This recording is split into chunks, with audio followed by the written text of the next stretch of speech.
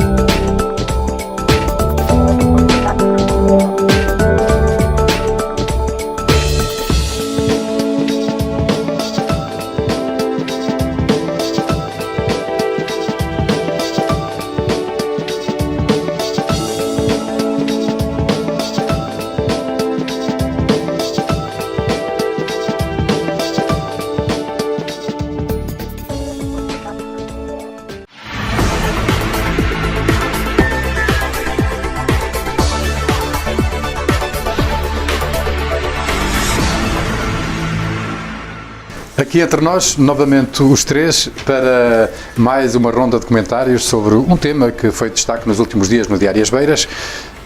Doutora Isabela Maranha Cardoso, comece por si ou comece pelo doutor João Pedrosa Russo? Por ordem de chegada ou primeiro para as senhoras? Por ordem de chegada. Começo pelo doutor João Pedrosa Russo.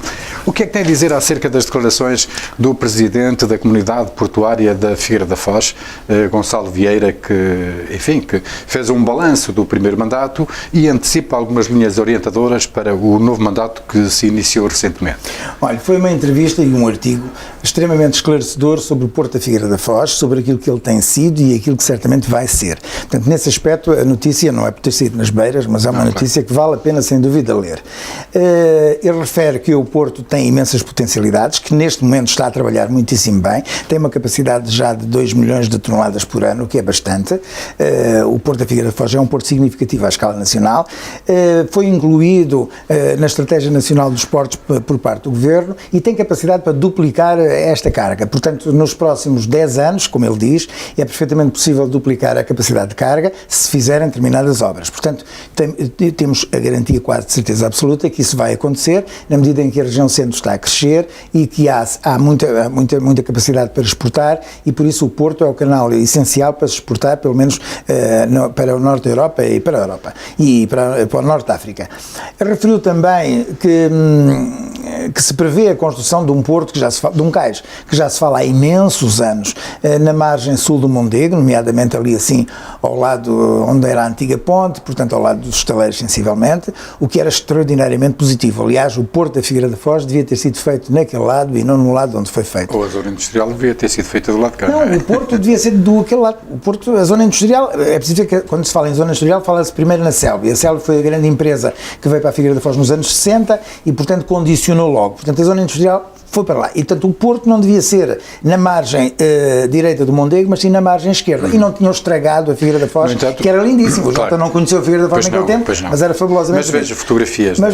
Portanto, aquele Porto na margem esquerda, na margem sul era extremamente positivo, pelos vistos vai ser concretizado, e isso é, sem dúvida, gratificante. Falou nas obras. No entanto, deixe-me interrompê-lo para ressalvar que Gonçalo Vieira disse que essa questão do cais não é prioritária para esta direção. Bem, mas o que eu quero salientar é que está previsto, quando for necessário faz-se, e isso é muito bom, porque sem dúvida que a Figueira merece e é bom para as empresas daquela zona. Falou também nas obras que estão a ser feitas e que vão ser feitas, e falou também no bypass, no célebre bypass, que agora está, até por outras razões, tem sido bastante referido, em que ele diz que a própria Câmara, a comunidade portuária e a APA estão a interceder no sentido de ver se o bypass é ou não a solução ideal para os problemas da erosão e do excesso de areia na praia da Figueira da Foz. Foi uma entrevista muito positiva e esclarecedora. Numa altura em que o bypass, a segurança na barra, a erosão costeira estão na agenda política e mediática, não é? Sim. Eu concordo com o que o João Russo disse, vê-se que é uma pessoa muito discreta e pôs no fundo a nu um pouco a atuação da comunidade portuária ao longo deste ano que a presidiu naturalmente e do biênio anterior. E do biênio anterior também. Sim. Já. Eu tinha ideia que ainda estava o Herman. Mandato. Sim, não, já é do outro mandato, mas pronto, acho que é muito importante termos conhecimento da atividade portuária e do que efetivamente, em termos de contributo para a economia local, o Porto, o facto de termos um porto e uma barra destas, significam para a própria cidade. A questão da erosão costeira e do bypass, eu vou ser um bocadinho mais dura porque eu diria que ainda bem, mas não há meio, é como o comentário que eu tenho a fazer, porque é assim, tão importante é o problema que o movimento TSOS Cabedelo levanta do devolver o mar à cidade. Ok, eu vou dizer isto agora de uma forma um bocadinho mais bruta, isso é bom, mas neste momento o que é urgente é combater a erosão costeira a sul. Naturalmente que numa solução de bypass estamos a fazer um 2 em 1 ou eventualmente bem estudado e se funcionar um 3 em 1, que é permitir o desassoreamento também da barra e a acumulação de areias na entrada da barra e a falta de calado sistemático para os barcos de maior dimensão não conseguirem aqui atracar. De maneira que essa é a parte ainda mais positiva, de facto, daquela entrevista. Porque nós não nos iludamos, isto vai condicionar a Figueira dos próximos 50 anos. O que quer que seja que definimos como prioridade para tratar das areias e da erosão, vai definir até o perfil produtivo da própria cidade da Figueira, do concelho. Sim, há uma questão que Gonçalo Vieira também levantou, que é uma maior rentabilização de uma infraestrutura que é a linha ferroviária e a importância da linha da Beira Alta para a dinamização do Porto, e ainda uma outra questão que eu considero bastante importante, que é promover o Porto da Figueira da Foz, na região centro, para convencer os agentes económicos, exportadores e importadores, que este é o Porto natural da Figueira da Foz, mas também de Castela e Leão. Claro, se os custos operacionais não forem tão elevados como nos outros portos... E não são porque as taxas estão estabilizadas. Aliás, já há 3 anos e não vão subir nem este têm aumentado. É, mas eu achei muito interessante a defesa que a comunidade portuária faz da ligação ferroviária entre a Figueira da Foz e Pampilhosa, que, como nós sabemos, não tem sido utilizada. Portanto, isso é outra manifestação positiva daquela entrevista. E a ligação, já agora queria recordar que a ligação ferroviária foi um investimento feito no terceiro quadro comunitário de apoio, custou 3 milhões de contos, não foi de euros. Portanto, é uma infraestrutura que está feita, que está pronta. 15 milhões de euros, exatamente, que está pronta e que urge de facto haver uma solução a nível da ferrovia para poder potenciar precisamente o papel do Porto. A linha ferroviária portuária está a ser pouco utilizada, como reconheceu Gonçalo Vieira. Ou seja, a Figueira da Foz tem todas as condições para ter mais indústria, para criar mais emprego nos próximos tempos. Só falta resolver alguns problemas estruturais, não é, que tem. Vamos ao assunto que trouxe, à margem... Bem, o assunto que eu trouxe também está ligado um bocadinho com esta entrevista, que é a história do bypass. Como nós sabemos, nos últimos dias houve aqui na Figueira da Foz algumas movimentações políticas por parte do PST, nomeadamente por parte de Carlos Tenreira e de Miguel Babo, que deram uma conferência de imprensa por causa do bypass, em que questionaram o governo sobre o assunto.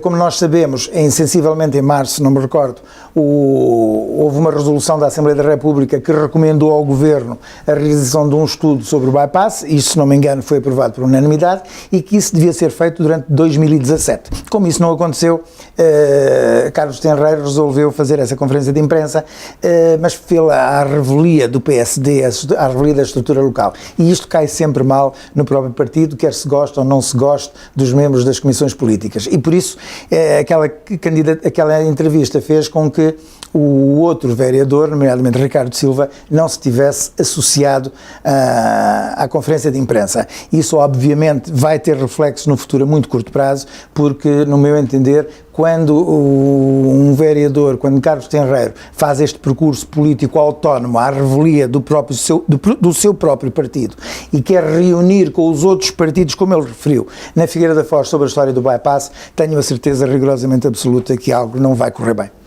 Qual é o seu assunto? Eu queria só dar nota que no sábado passado, e suponho que foi noticiado no Diário As Beiras também, no sábado passado tivemos cá no Ginásio Clube Figueirense José Pacheco Pereira, com um grupo de voluntários que trabalham com ele na Efêmera, que é o arquivo que ele faz a título absolutamente gratuito, sem nenhum tipo de financiamento do Estado nem nada, em que preserva muitas das coisas do que é a história do nosso país, a história das relações internacionais do nosso país. E, portanto, nós então fizemos um protocolo e temos um ponto de recolha no Ginásio Clube Figueirense. Portanto, quem nos ouça, que tiver aqueles chamados papéis que já ninguém quer para deitar fora, e panfletos, e fotografias, e cartazes, e livros. tudo aquilo que acharem por bem que não serve, recolhe-se ali e posteriormente muitos destes documentos têm permitido reconstruir a história dos tempos modernos do Portugal pós-democracia. Obrigado a ambos pelos vossos comentários. Estaremos aqui na próxima semana para mais uma edição do Aqui Entre Nós.